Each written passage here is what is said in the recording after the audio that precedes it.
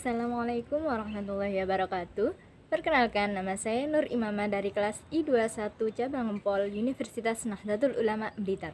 Yang pada saat ini saya sedang menempuh pendidikan S1 PGSD semester 4. Pada kesempatan kali ini saya akan membuat sebuah video yang mana video ini akan saya tujukan kepada Bapak dosen Ari Robianto MPD yang sangat kami banggakan. Dalam video ini berisi tentang jawaban dari UTS, strategi bahan dan juga media pembelajaran yang diampuh oleh dosen Bapak Ari Robianto MPD. Di pinggir jalan ada penjual duren, masak cumi dicampur nasi. Untuk Pak dosen yang paling keren, izinkan kami menjawab soal UTS ini. Oke, langsung saja yang pertama, yakni hal-hal apa sajakah yang dapat dipertimbangkan dalam pengembangan media pembelajaran.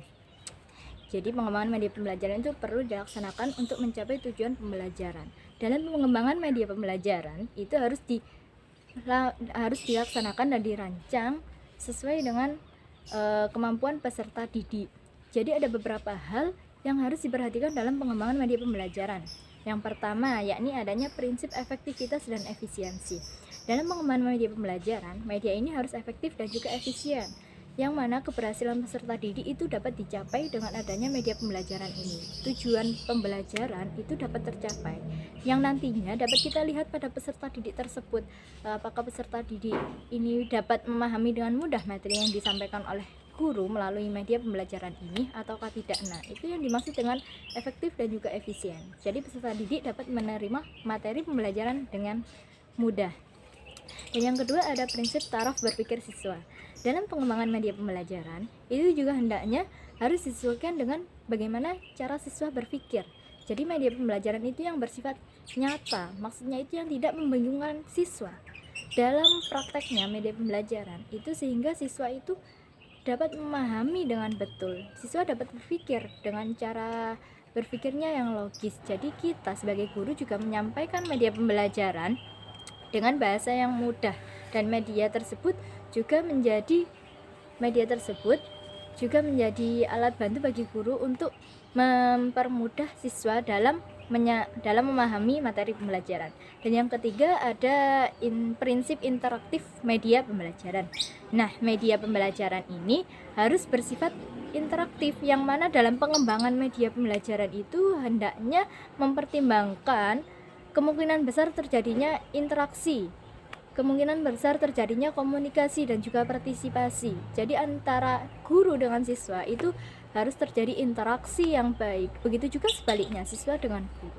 Media pembelajaran yang baik itu yang mana apabila siswa itu dapat berpartisipasi dengan baik dalam penggunaan media tersebut. Siswa dapat aktif bertanya dan juga memahami pembelajaran dengan mudah dan menyenangkan. Nah, itu yang dimaksud dengan interaktif. Jadi adanya komunikasi antara guru dengan siswa ataupun siswa dengan guru, yang mana siswa dapat berpartisipasi dengan baik dan aktif dalam penggunaan media pembelajaran. Dan yang keempat ada ketersediaan media pembelajaran di sekolah.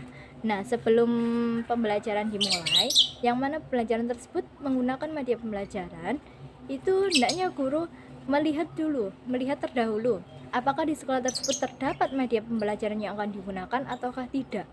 Karena jika pembelajaran yang dengan menggunakan media pembelajaran akan tetapi media tersebut tidak tersedia di sekolah, maka tujuan pembelajaran tidak akan tercapai. Nah, jadi dalam hal ini guru itu bisa meminjam kepada sekolah lain atau guru bisa merancang sendiri bagaimana media pembelajaran yang akan dibutuhkan pada materi yang akan diajarkan tersebut. Dan yang ketiga adanya alokasi waktu. Nah, alokasi waktu ini karena semua mata pelajaran itu pasti terdapat batasan waktu tertentu yang telah disediakan oleh kurikulum. Nah, dalam pengembangan media pembelajaran ini hendaknya guru juga harus memperhatikan bagaimana alokasi waktu yang telah tersedia, sehingga tidak ada materi atau pembahasan yang nantinya akan terbuang, yang tidak akan tersampaikan kepada siswa. Nah, apabila si guru ini tidak memperhatikan alokasi waktu yang ada, nanti bisa jadi karena media pembelajaran disampaikan, materi yang disampaikan itu bisa memakan waktu yang lebih banyak apabila alokasi waktu tidak diperhatikan. Nah, ini jadi pentingnya alokasi waktu agar nanti tidak ada pembahasan atau materi yang terbuang, tidak ada pembahasan yang tidak disampaikan kepada siswa. Selanjutnya yakni kemampuan guru dalam menggunakan media pembelajaran. Nah, dalam penggunaan media pembelajaran, ini guru itu harus benar-benar memahami materi apa yang akan disampaikan dan bagaimana cara penggunaan media pembelajaran yang benar, sehingga tidak menimbulkan kesalahpahaman atau semakin menjadikan si siswa ataupun si peserta didik itu menjadi kebingungan karena tidak mempunyai guru atau tidak menguasai guru dalam penggunaan media pembelajaran tersebut. Jadi seorang guru harus benar-benar menguasai bagaimana penggunaan media pembelajaran dengan baik. Dan yang selanjutnya yakni adanya fleksibilitas media pembelajaran. Media pembelajaran ini hendaknya bersifat fleksibel. Maksudnya fleksibel di sini bisa digunakan kapanpun dan dalam kondisi apapun. Ketika si murid sedang ramai, media pembelajaran bisa digunakan dan bisa digunakan kapanpun dan juga di waktu apapun. Dan media pembelajaran itu yang bisa bertahan lama, sehingga nanti ketika ada pembelajaran yang menggunakan media pembelajaran tersebut, nah guru tidak perlu membuat media pembelajaran lagi atau tidak perlu memperbaiki lagi. Dan yang terakhir yakni adanya keamanan penggunaan media pembelajaran. Nah, media pembelajaran ini hendaknya bersifat aman dan tidak membahayakan kepada peserta didik. Yang dimaksud di sini yakni bahan-bahan yang dimaksud di sini yaitu bahan-bahan yang digunakan. Bahan-bahan yang digunakan dalam penggunaan media pembelajaran dan penggunaannya prakteknya ketika di dalam kelas. Nah, itu guru harus benar-benar mengawasi sehingga tidak sampai terjadi bahaya atau kecelakaan kepada peserta didik yang bisa menjadikan bahaya pada peserta didik. Selanjutnya yakni soal yang nomor 2. Media pembelajaran berdasarkan sifatnya terbagi menjadi 3, yaitu media yang berupa audio, visual, dan juga audiovisual. Nah, yang dimaksud dengan media yang berupa audio yakni media yang hanya dapat didengar saja dan hanya dapat didengar saja. Misalnya seperti radio atau rekaman suara seorang guru. Nah, yang mana dalam penggunaan media yang bersifat audio ini itu untuk melatih daya konsentrasi siswa, daya berpikir siswa, daya ketajaman siswa, bagaimana siswa mendengar, dan kefokusan siswa. Dan yang kedua ada media yang bersifat visual. Nah, media yang bersifat visual ini yang dimaksud yaitu media yang dapat dilihat, seperti misalnya berupa gambar-gambar, foto, peta, yang mana gambarnya itu tidak dapat mengeluarkan suara dan juga tidak dapat bergerak, jadi hanya bisa dilihat saja. Dan yang ketiga ada media yang berupa audiovisual. Nah, media yang berupa audiovisual ini yaitu media yang dapat dilihat dan juga media yang dapat didengar. Jadi gambarnya itu bisa bergerak dan juga mengeluarkan suara-suara. Misalnya seperti sebuah video, film-film yang bisa ditampilkan, yang mana media yang berupa audiovisual ini dibutuhkan oleh guru ketika materi pembelajarannya berupa sejarah. Jadi di situ guru tidak hanya bercerita, akan tetapi langsung memberikan contoh secara nyatanya berupa film atau berupa video-video yang mana siswa lebih memahami bagaimana terjadinya sejarah tersebut. Soal yang ketiga yakni apa yang Anda pahami mengenai sumber belajar, media belajar, dan juga bahan ajar. Menurut pemahaman saya, yang dimaksud dengan sumber belajar yaitu segala sesuatu baik berupa data, manusia, ataupun bahan yang digunakan oleh pelajar sebagai sumber informasi untuk memperlancar belajarnya. Contohnya misal nih, guru di sini sebagai sumber belajar. Kenapa kok disebut sumber belajar? Karena guru menyampaikan sebuah materi pembelajaran kepada peserta didik sehingga peserta didik mengetahui pengetahuan baru yang mana sebelumnya belum ia ketahui. Itu yang disebut dengan sumber belajar. Misalnya lagi contoh lain, internet. Internet termasuk sumber belajar. Kenapa? Karena misal di sini contohnya seorang murid yang tidak bisa menjawab sebuah permasalahan, sehingga akhirnya dia memutuskan untuk mencari jawabannya melalui internet. Nah, di sini murid tersebut menjadi paham. oh ternyata jawabannya itu seperti ini. Nah, itu yang dimaksud dengan sumber belajar. Jadi sumber belajar itu segala sesuatu yang menjembatani peserta didik memperoleh sebuah informasi, itu disebut dengan sumber belajar. Sedangkan media pembelajaran adalah segala sesuatu yang bisa menjadi perantara, sarana, ataupun alat bantu untuk komunikasi antara pendidik dan juga peserta didik. Jadi media pembelajaran itu menjadi sarana, menjadi alat bantu bagi guru untuk menyampaikan sebuah materi pembelajaran sehingga lebih dipahami oleh peserta didik. Dengan adanya media pembelajaran ini tadi, peserta didik itu menjadi pembelajaran peserta didik menjadi lebih menarik. Peserta didik menjadi lebih aktif dan juga lebih berpartisipasi dalam pembelajaran karena adanya media belajar ini tadi. Media belajar yang berhasil, yang dikatakan dapat berhasil, yaitu yang dapat membangun interaksi antara peserta didik dengan guru. Jadi peserta didik lebih aktif dalam pembelajaran. Nah, itu media belajar yang dapat berjalan secara lancar, yang berhasil. Nah gitu, jadi media belajar itu bisa berupa fisik ataupun non fisik. Yang berupa fisik misalnya contohnya seperti ada media belajar yang berupa fisik, seperti contoh misal ada alat peraga ataupun jenisnya. Yang non fisik misal bisa berupa suara, video, dan yang lain. Itu yang disebut dengan media belajar. Jadi media pembelajaran itu komponen alat bantu untuk lebih memahami materi pembelajaran kepada peserta didik. Dan yang ketiga ada bahan ajar. Bahan ajar yakni segala bentuk bahan yang membantu guru dalam proses kegiatan belajar mengajar. Jadi bahan ajar ini yang menunjang proses terjadinya kegiatan belajar mengajar.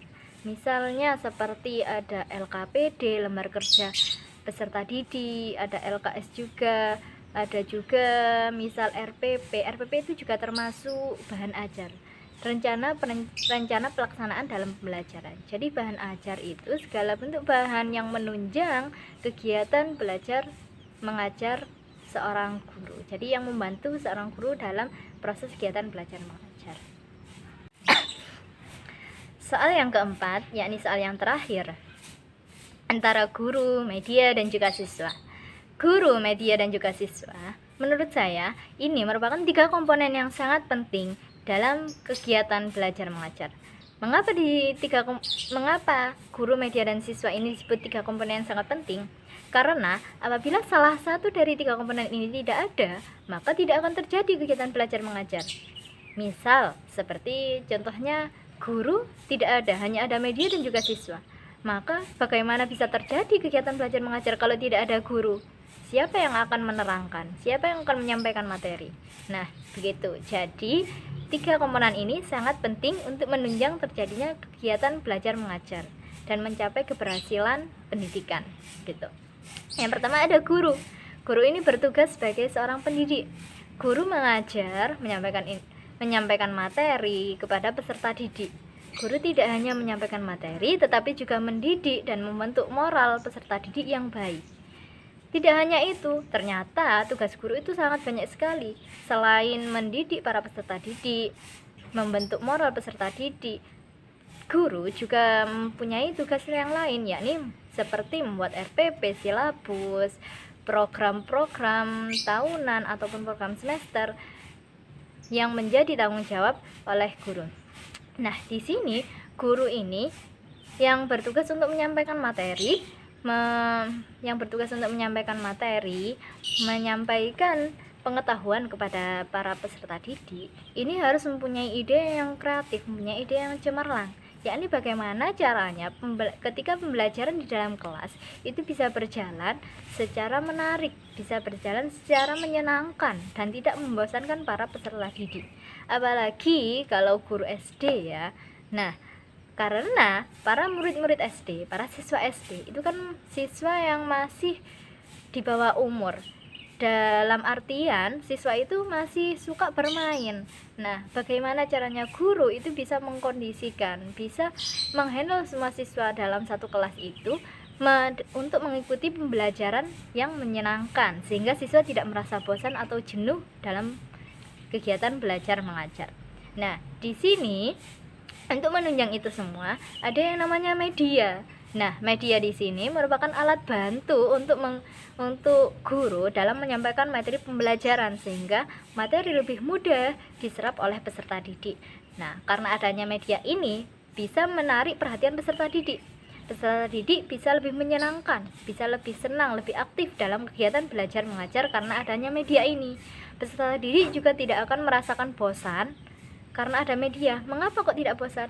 Karena dengan media kita seorang guru bisa melakukan interaksi dengan peserta didik, bisa membuat sebuah permainan dengan adanya media, bisa menjalin sebuah interaksi komunikasi yang melibatkan peserta didik dengan peserta didik yang lainnya atau peserta didik dengan guru, sehingga mereka para peserta didik itu tidak jenuh, tidak bosan. Mereka bisa aktif dalam menggunakan media pembelajaran tersebut. Mereka bisa praktek dengan adanya media pembelajaran.